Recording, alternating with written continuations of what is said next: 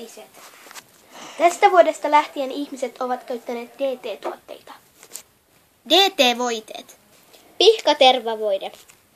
Pihkatervavoidetta käytetään puremiin ja naarmuihin ja haavoihin. Antiseptinen voide. Käytetään sieni-infektioon, syyliin ja känsiin. Inkiväärivoide. Inkiväärivoidetta käytetään koviin kantapäihin. Lämmittävä jalkavoide.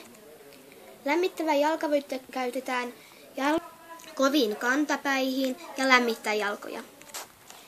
Nyt siirrytään koruihin.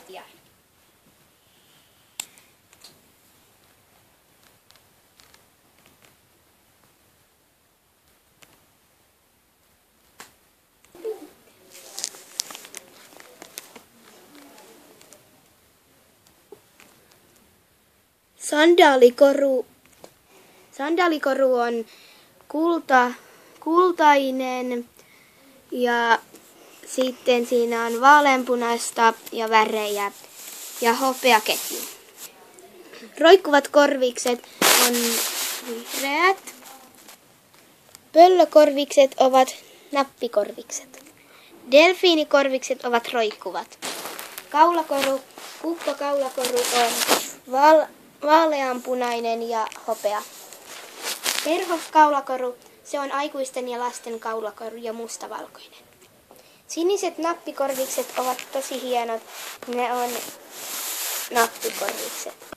Sydänkaulakoru on hopeaketjuinen ja punainen sydän. Lasten rannerengas, siitä pystyy tekemään myös lelun. Hei, mitä kuvannut näin? Sydänkorvikset ovat siniset ja niistä on kultainen nuppi. Kultainen, oikeastaan hopeinen sydän. Tämä on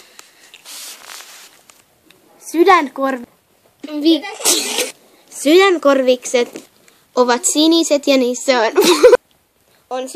niissä on paljon värejä. Ei saa pomppia sängyllä. Näin tässä käy, kun lapset eivät tottele aikuisia. Tässä kaikki tällä kertaa.